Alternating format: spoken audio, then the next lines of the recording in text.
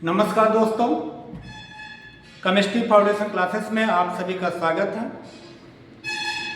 जैसे कि आप लोगों को पता है, यूपी बोर्ड की परीक्षाएं आ चुकी हैं। 18 फरवरी से यूपी बोर्ड की परीक्षाएं स्टार्ट हैं और हम उसी की पर्पज में लेके आए हुए हैं क्लास 10 और क्लास 12 की जो क्वेश्चन पेपर है, यानी जो प्रिपेयर है, हम वही क्वेश्चन सभी स्टूडेंट को पढ़ाएंगे ताकि स्टूडेंट्स पढ़ करके अपने सभी क्वेश्चन को सॉल्व कर सकते हैं और अच्छे मार्क ला सकते हैं। तो हमारा उद्देश्य है कि जितने भी बच्चे पढ़ रहे हैं हम उनको चैप्टर वाइज क्लासेस करवाएंगे और 1 महीने के अंदर सारे क्लासेस करवा के उनका क्वेश्चन, जो भी गेस्ट क्वेश्चंस होंगे, जो भी इंपॉर्टेंट क्वेश्चन होंगे, उन सारे क्वेश्चंस को सॉल्व करवाएंगे और सॉल्व करवाने के बाद बच्चे को प्रिपेयर करवा देंगे ताकि वो अपने एग्जामिनेशन में अच्छे नंबर ला सकें। आज का जो टॉपिक है हमारा वो क्लास 12 है, केमिस्ट्री की क्लासेस हैं और केमिस्ट्री में जो चैप्टर स्टार्ट कर रहे हैं आज जो चैप्टर स्टार्ट कर रहे हैं वो है विलयन। दोस्तों, आज हम विलयन के बारे में चर्चा करेंगे और जो भी स्टूडेंट क्लास 12 में पढ़ रहे हैं, केमिस्ट्री लिए हुए हैं और उनके लिए तो सबसे बेटर क्लासेस है, वो इस क्लास को ज्वाइन कर सकते हैं और इस क्लास में जो भी पढ़ाया जा रहा है उसको रीड कर सकते हैं। आज जो विलयन चैप्टर पढ़ाने चल रहे हैं, उस विलयन चैप्टर में जितने टॉपिक्स हैं, महत्वपूर्ण टॉपिक्स हैं, उन सबको पढ़ाया जाएगा। आप लोग निश्चिंत रहिए और आप लोग अच्छे से टॉपिक को पढ़िए और आप लोग निश्चित सफलता मिलेगी आप लोगों को और परीक्षा में अच्छे मार्क्स लाएंगे। बस आप लोग थोड़ी सी मेहनत करते चलिए, जितना पढ़ाया जाए उतना रीड करिए। चलिए दोस्तों, बिना समय गंवाए हम चैप्टर को स्टार्ट करते हैं। विलयन, तो सबसे पहला हमारा टॉपिक से है हम विलयन कहते किसे हैं। ठीक है, परीक्षा में आपसे पूछ सकता है कि विलयन किसे कहते हैं, तो आप लोग रीड करिएगा, इसी के साथ साथ में आप लोग राइट भी करिए, रीड भी करिए। विलयन कहते किसे हैं, आप लोग फटाफट कॉपी और कलम को निकालिए और तुरंत रीड करिए विलयन किसे कहते हैं। चलिए स्टार्ट करते हैं। विलयन 2 या 2 से अधिक पदार्थों के समांगी मिश्रण को हम विलयन कहते हैं। 2 या 2 से अधिक पदार्थों के समांगी मिश्रण को विलयन कहते हैं। ठीक, राइट। 2 या 2 से अधिक पदार्थों के समांगी मिश्रण को हम विलयन कहते हैं। ठीक, अब ध्यान दीजिएगा, उसके आगे इतना लिख लिए ना, उसके आगे लिखिएगा जिसमें अवयवों की अपेक्षित मात्राएं, जिसमें अवयवों की अपेक्षित मात्राएं और एक निश्चित सीमा तक निरंतर परिवर्तित की जा सकती है। उदाहरण स्वरूप आप क्या लिखेंगे, चीनी और जल का मिश्रण। चीनी और जल का मिश्रण, चीनी को जब जल में घोला जाता है तो एक समांग पदार्थ बन जाता है और उसी समांगी पदार्थ को हम क्या कहते हैं, विलयन कहते हैं। तो हम यहां पर कंडीशन ये देखेंगे कि चीनी प्लस जल इज इक्वल विलयन। ठीक, तो यहां पर चीनी क्या है, विलेय पदार्थ है, चीनी विलेय पदार्थ है और जल क्या है, विलायक है।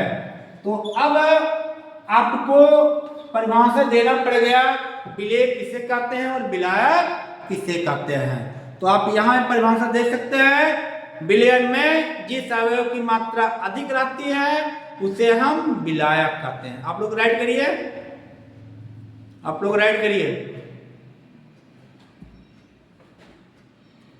विलयन में जिस अवयव की मात्रा अधिक रहती है उसे हम विलायक कहते हैं।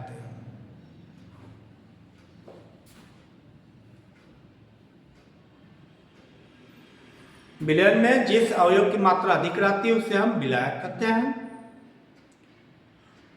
और जिस विलयन में अवयव की मात्रा कम रहती है, उसे हम विलेय कहते हैं। तो कंडीशन हम यहाँ देख सकते हैं, चीनी और जल का मिश्रण है, तो चीनी विलेय पदार्थ है और जल क्या है, विलायक है। दोनों को मिला करके हम क्या बना लेंगे, इसको विलयन बना लेंगे।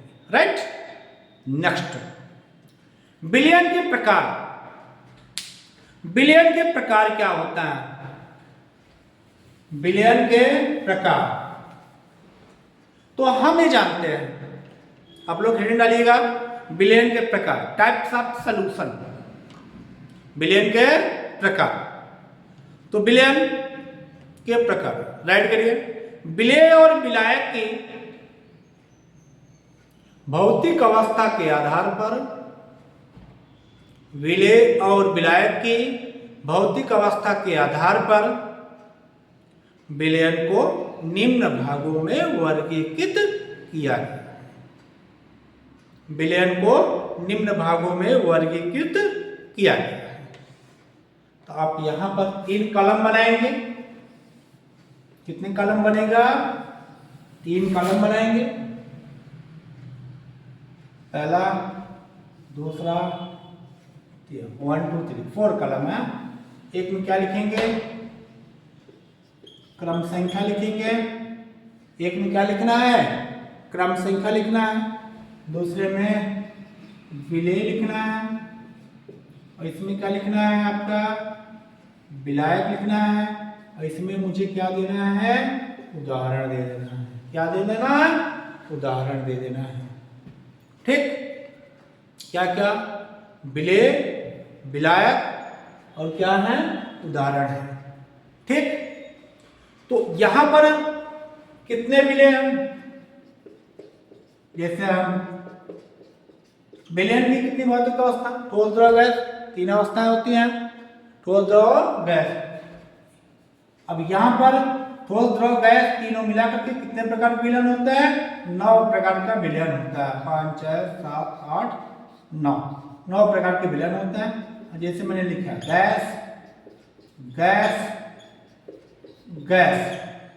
हमने क्या लिखा? द्रव, द्रव, द्रव। या हमने क्या लिखा? ठोस, ठोस, ठोस। क्या लिखा? ठोस, ठोस, ठोस। अब लिखेंगे यहां पर,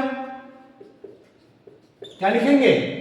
अब यहां लिखेंगे गैस का गैस, गैस का द्रव, गैस का ठोस। वही चीज यहां पर, द्रव का द्रव, द्रव का गैस और द्रव का ठोस हुआ। यहां आप लिखेंगे ठोस का ठोस, ठोस का गैस और ठोस का द्रव। ये कुल मिला के कितने विलयन हुए? 9 हुए। पहले को उदाहरण लिखिएगा गैस का, गैस का उदाहरण लिखिएगा आप लोग। 2 गैसों का मिश्रण, 2 गैसों का मिश्रण। थोड़ा बड़ा कर लीजिएगा इसको।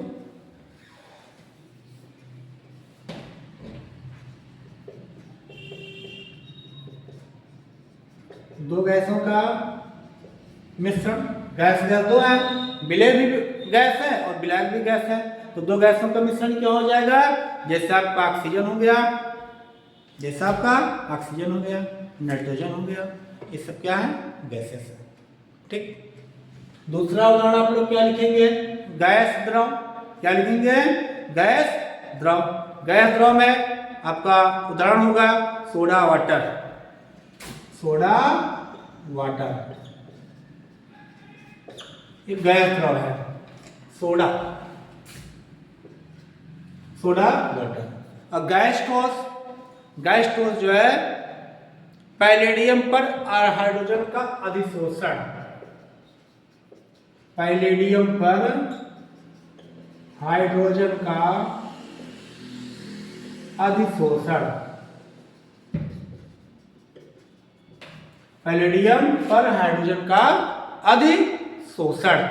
नेक्स्ट है आपका द्रव का द्रव है। द्रव का द्रव मतलब जल में एल्कोहल,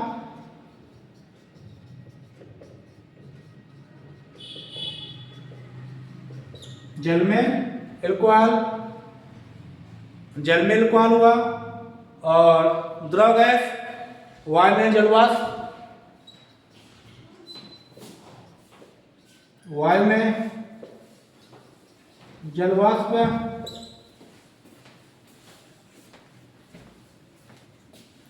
वायु में जलवाष्प, और द्रव ठोस सोडियम के साथ पारा का अमलगम, सोडियम के साथ पारा का अमलगम। उसके बाद है ठोस का ठोस है, ठोस ठोस मतलब जैसे कपूर का गैस में विलयन,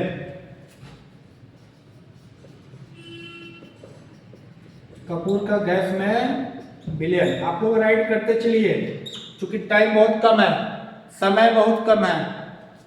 और ठोस द्रव चीनी का जल में विलयन, चीनी का जल में विलयन। ठीक,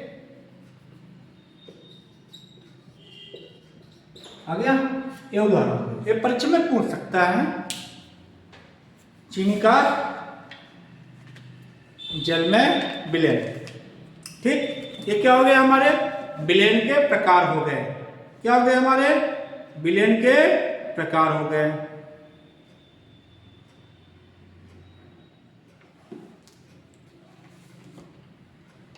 ठीक, आप लोग लिख लिया, राइट करिए फटाफट।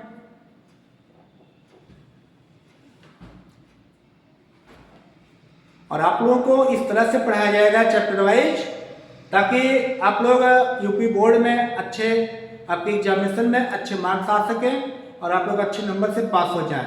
यह है कि आप लोग को जो पढ़ाया जाए उसको बराबर कंठस्थ करते चलिए और रीड करते चलिए।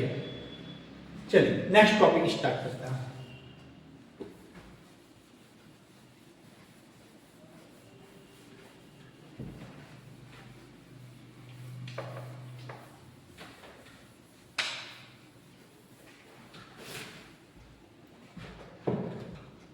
नेक्स्ट है विलयनों की सांद्रता को व्यक्त करना। फटाफट आप लोग हेड डालिए, विलयनों की सांद्रता व्यक्त करना। फटाफट लिखिए, विलयनों की सांद्रता व्यक्त करना। ठीक, विलयनों की सांद्रता व्यक्त करना, हेडिंग हो गया। चलिए लिखिए, विलयन में विलेय की मात्रा, विलयन में विलेय की मात्रा जो किसी एक निश्चित आयतन के, विलयन में विलेय की मात्रा जो किसी एक निश्चित आयतन के विलायक में घुली होती है उसे ही विलयन की सांद्रता कहते हैं। एक बार फिर से रीड करिएगा, विलयन में विलेय की मात्रा जो किसी एक निश्चित आयतन के विलायक में घुली होती है उसे विलयन की सांद्रता कहते हैं। ठीक, और विलयन की सांद्रता दो पदों में व्यक्त होती है, एक होती है भौतिक, एक होती है रासायनिक। क्या क्या होता है, एक भौतिक में और एक रासायनिक में। तो आप यहां हेडिंग डालेंगे द्रव्यमान प्रतिशत। क्या डालेंगे, द्रव्यमान प्रतिशत किसे कहते हैं। ये भी सांद्रता व्यक्त करने की विधियां हैं, द्रव्यमान प्रतिशत। लिखिएगा आप लोग फटाफट, विलयन के 100 ग्राम में घुली, विलयन के 100 ग्राम में घुली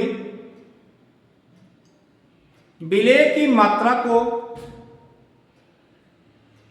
विलेय की मात्रा को उस विलयन का द्रव्यमान प्रतिशत कहते हैं।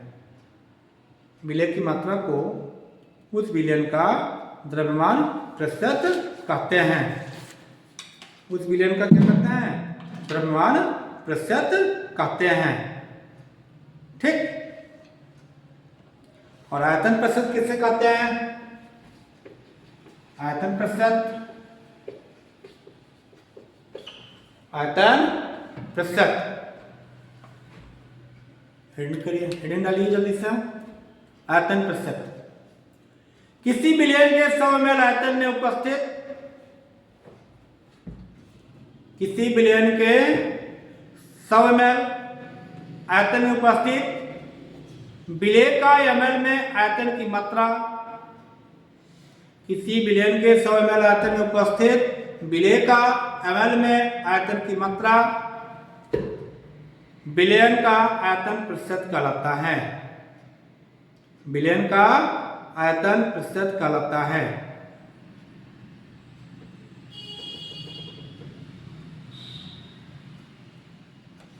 विलयन का आयतन प्रतिशत कहलाता है। और विलयन का आयतन प्रतिशत बराबर फार्मूला भी लिख सकते हैं। विलयन का आयतन प्रतिशत बराबर होगा विलयन का आयतन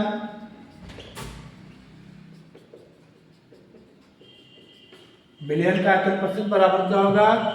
विलयन का आयतन बटे विलयन का कुल आयतन, विलयन का कुल आयतन पूरे गुणे 100। विलयन का कुल आयतन पूरे गुणे 100। ये आपका क्या हो गया? विलयन का आयतन प्रतिशत। द्रव्यमान आयतन प्रतिशत किसे कहते हैं? द्रव्यमान आयतन प्रतिशत।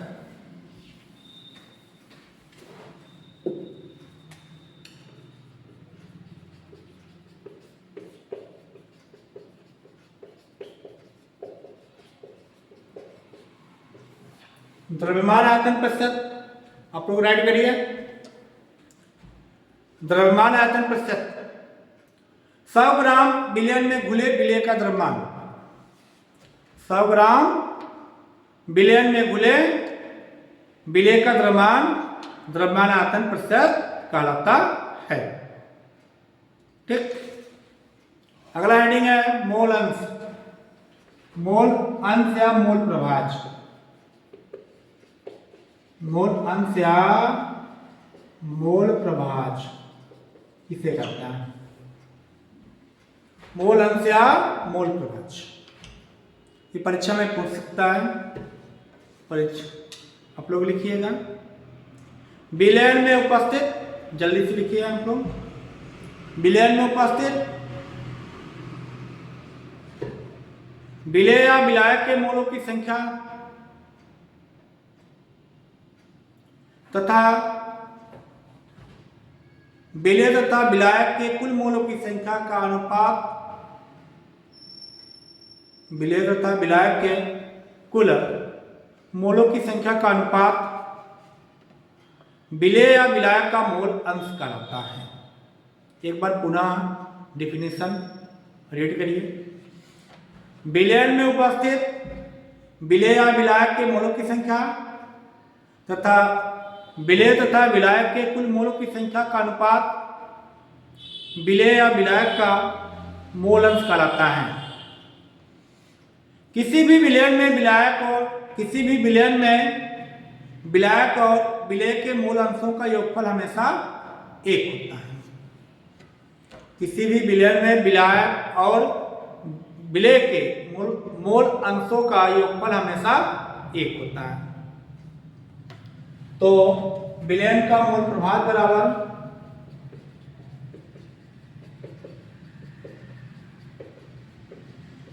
विलयन का मोल प्रभाज बराबर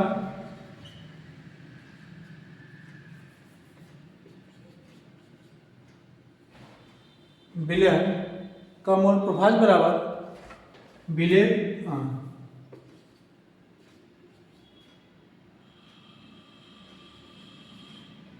नहीं,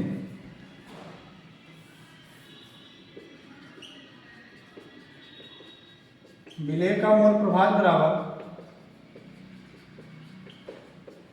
विलेय की मोलक संख्या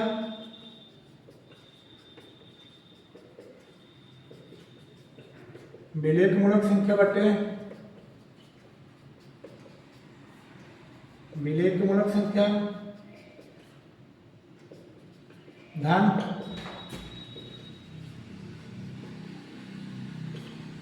विलायक के मूलक संख्या, विलय का मूल प्रभाव बराबर विलय की मूलक संख्या बटे विलय की मूलक संख्या धन विलायक के मूलक की संख्या। इसी प्रकार हम विलायक का मूल प्रभाव भी निकाल सकते हैं। फॉर्मूला है विलायक का मूल प्रभाव बराबर विलायक के मूलक संख्या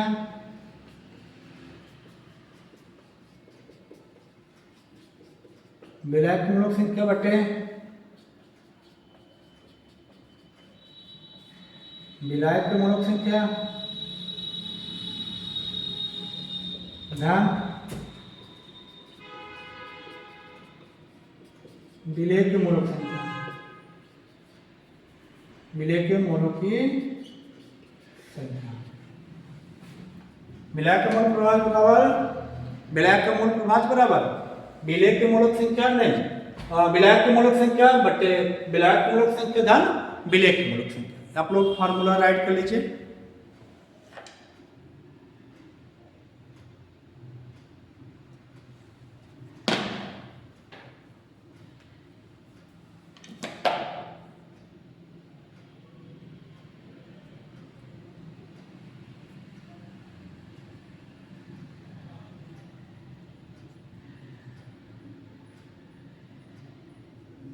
ठीक, नेक्स्ट हेडिंग है मोलरता।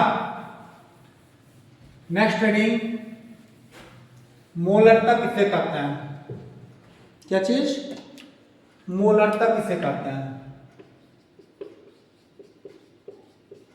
मोलरता क्या है? आप लोग हेड डालेगा मोलरता क्या है, डिफिनेशन लिखिएगा। किसी विलयन के 1 लीटर में विलीन किसी विलयन के 1 लीटर में विलीन विलय के मोलों की संख्या विलयन की मोलरता कहलाती है। किसी विलयन के 1 लीटर में विलीन विलय के मोलों की संख्या विलयन की मोलरता कहलाती है। उसकी फार्मूला क्या है? विलयन की मोलरता बराबर विलयन की मोलरता बराबर विलय की मोलक संख्या विलय की मोलों की संख्या बटे विलयन का आयतन लीटर। विलय की मोलक संख्या बटे विलयन का आयतन लीटर में। और विलय की मोलक संख्या क्या फार्मूला होता है? विलय की मोलक संख्या फार्मूला क्या होता है? विलय के मोलों की संख्या विलय की मोलक संख्या बराबर विलय का भार बटे विलय का अणुभार। विलय का भार बटे विलय का अणुभार।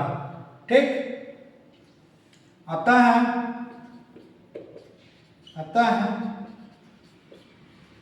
विलयन की मोलरता बराबर विलय का भार बटे विलय का अणुभार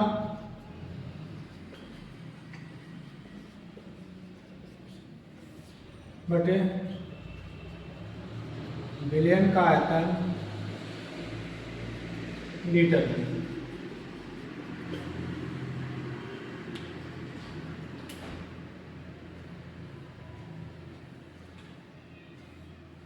विलय का भार बटे विलय का अणुभार बटे विलयन का आयतन लीटर में। ये फार्मूला आप लोग लिख लीजिए।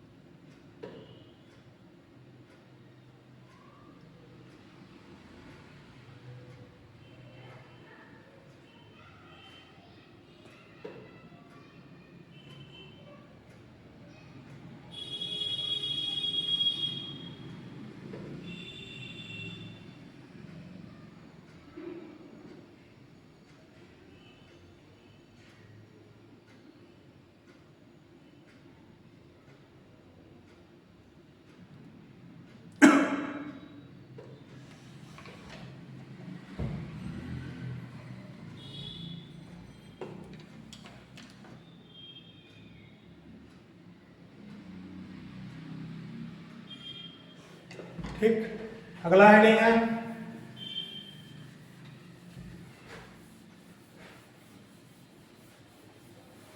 विलयन की नॉर्मलता किससे कहते हैं?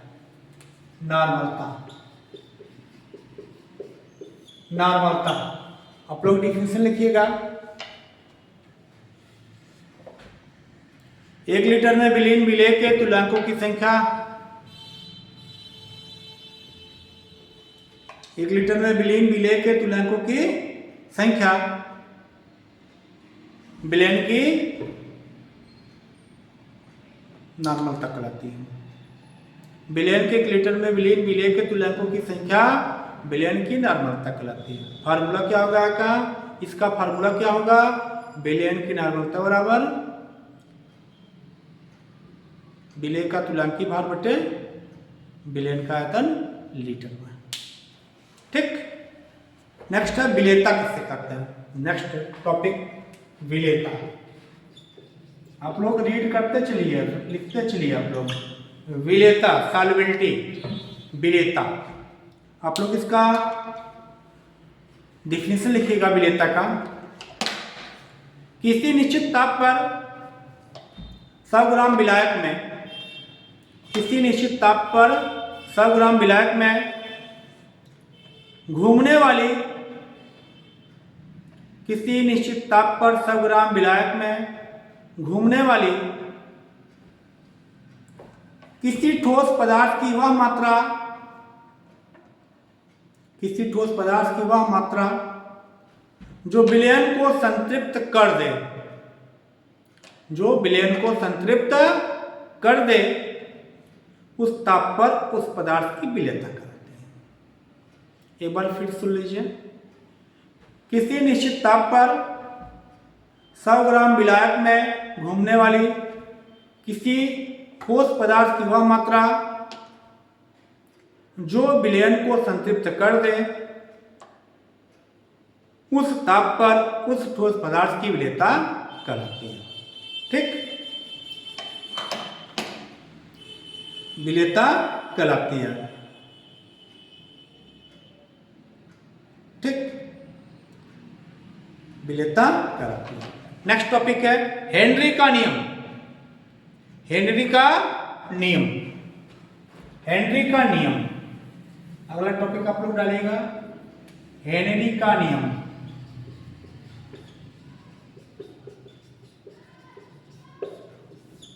हेनरी का नियम, हेनरी एक वैज्ञानिक है। हेनरी का नियम लिखिए। गैसों में द्रव की विलेयता, हेनरी के नियम लिखिए। गैसों में द्रव की विलेयता गैसों के दाब का सीधा अनुपाती होता है। गैसों में द्रव की विलेयता गैसों के दाब का सीधा अनुपाती होता है। E बराबर के एक्स, E बराबर के एक्स। बहुत शार्ट में लिखवा रहे हैं, आप लोग इसको बराबर याद करिए।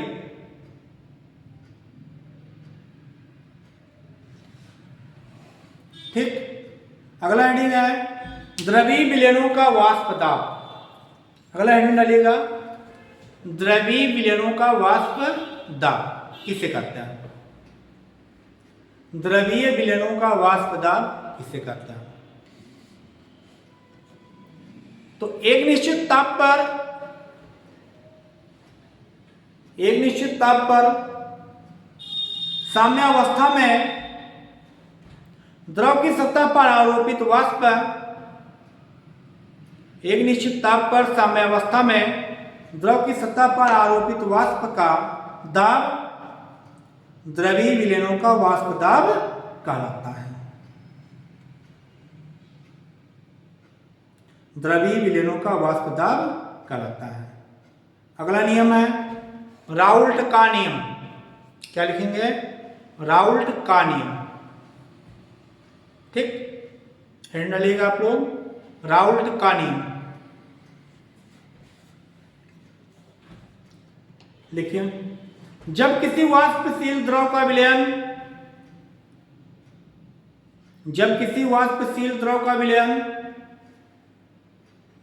द्रव विलायक में बनाया जाता है, जब किसी वाष्पशील द्रव का विलयन द्रव विलायक में बनाया जाता है तथा विलयन में दोनों अवयव वाष्पशील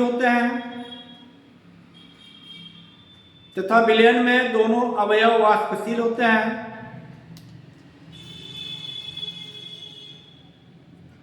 विलयन का वाष्प दाब दोनों अवयवों के वाष्प दाब के योगफल के बराबर होते हैं। दोनों अवयवों के वाष्प दाब के योगफल के बराबर होता है। ठीक, नीचे लिखिएगा, माना कि किसी विलयन में दो वाष्पशील अवयव द्रव के रूप में A और B उपस्थित हैं। इन अवयवों के आंशिक दाब क्रमशः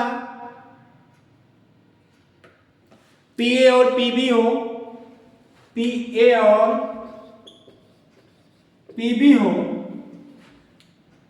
और विलयन का कुल वाष्प दाब P हो, तो P बराबर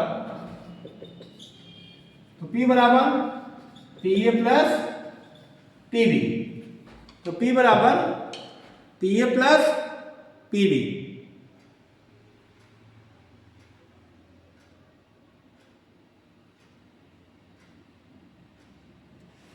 ठीक, आज का टॉपिक यहीं पर समाप्त करते हैं। अगर इसके बाद जो इसमें से जो बचा हुआ है वो नेक्स्ट वीडियो में आपको मिलेगा। और आप लोग जो भी क्वेश्चंस मैंने आपको पढ़ाया, जो भी हेडिंग पढ़ाया वो बहुत ही इंपॉर्टेंट है, आप लोग राइट करिएगा, रीड करिएगा और परीक्षा में आने की संभावना है। और नेक्स्ट वीडियो में आप लोगों को क्लास 12 की केमिस्ट्री हो गई, फिजिक्स हो गया और भी हो गया, और भी सब्जेक्ट हो गया, इसके मैं गेस्ट पेपर्स मैं सॉल्व करवाऊंगा। और आपको मैं आशा करता हूं कि हम आपको इस तरीके से सॉल्व करवाएंगे ताकि आपको परीक्षा में अच्छे मार्क्स ला सकें। तब तक के लिए नमस्कार।